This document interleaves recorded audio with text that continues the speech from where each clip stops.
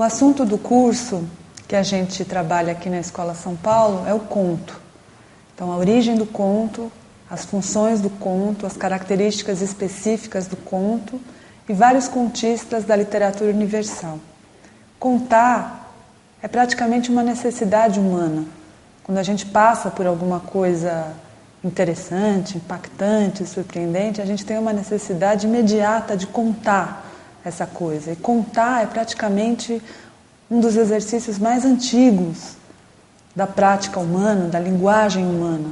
Pode-se até dizer que a linguagem surgiu por causa dessa necessidade de contar.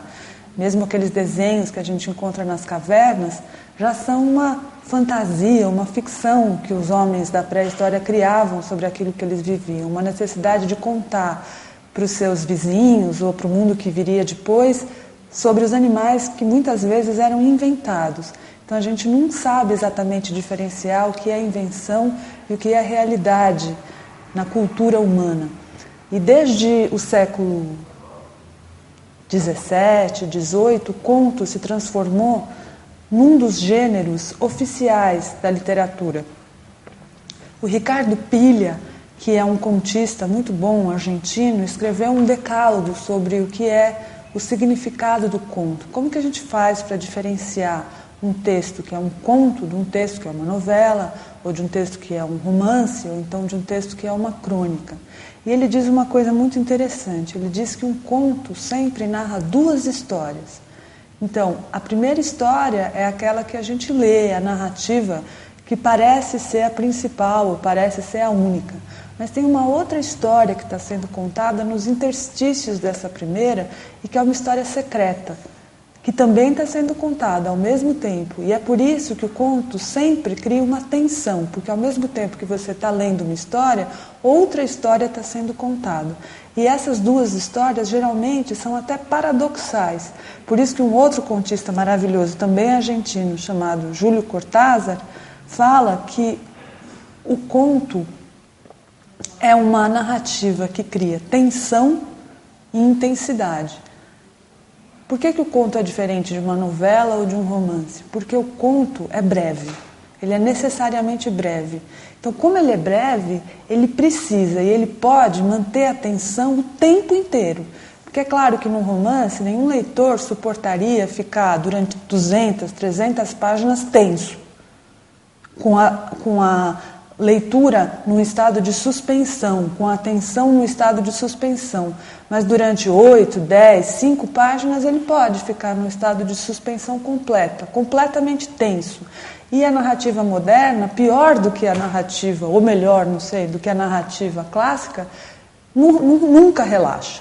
Ela não dá nenhuma esmola para o leitor. Ela não permite que ele tenha nenhum momento de relaxamento. Ele fica tenso o tempo inteiro. Nem no final ele tem essa piedade de ter um momento de relaxamento. Então, pela brevidade, pelo pequeno número de personagens, pela concentração do enredo, o conto possibilita uma tensão total, como se você ficasse num estado explosivo, contido, e esse estado não tivesse um momento de relaxamento. E intensidade, porque é como se cada momento do conto fosse uma síntese do que está no conto inteiro. Então, o Rimbaud, que é um poeta francês, dizia que o conto é uma visão instantânea no coração do imediato, como se você tivesse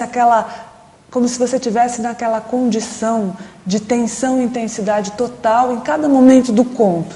Esse é o conto genial.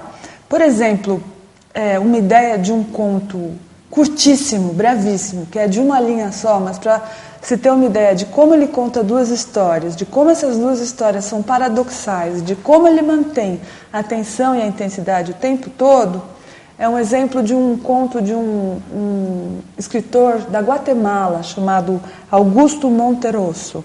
E o conto diz o seguinte: quando acordou, o dinossauro ainda estava lá. É esse que é o conto. Como assim? Quando acordou, o dinossauro ainda estava lá. Quem acordou? Era um homem ou uma mulher? Será que ela ou ele tinham sonhado com esse dinossauro? Será que ele ou ela dormiram muito nervosos porque o dinossauro estava lá na hora de dormir? E a pessoa esperava que o dinossauro não estivesse mais na hora que ele ou ela acordassem? Como que apareceu um dinossauro na vida de uma pessoa?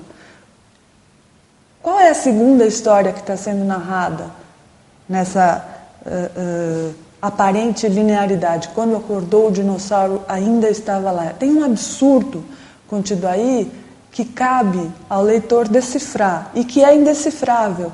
E é essa impossibilidade de decifrar que gera atenção, que faz com que o leitor se sinta obrigado a compreender. Como assim? Eu vou precisar interpretar o significado desse dinossauro? Eu vou precisar saber quem é que estava lá? Quem que foi dormir? Porque quem era esse dinossauro? Esse dinossauro é metafórico? Esse dinossauro é literal? O Cortázar também fala, ele compara o conto e o romance com a fotografia e o cinema. Ele diz que o romance é igual ao cinema, porque ele acontece extensivamente ao longo do tempo. É uma narrativa que você só vai, da qual você só vai conhecer o cerne se você acompanhá-la ao longo do tempo. Mas ele fala que o conto é como a fotografia, porque ela tem uma imediaticidade. Você lê e quase que imediatamente você já penetra no cerne do conto, como diante de uma fotografia, que ela não acontece no tempo, ela acontece no espaço. Ela está inteirinha lá. Na hora em que você vê uma fotografia, você viu o todo. E você só vê um detalhe do todo, mas é esse detalhe do todo que faz com que você tenha uma ideia imaginária do todo. Então o conto apela muito mais para a imaginação do leitor do que o romance, que fornece muito mais informações do que o conto.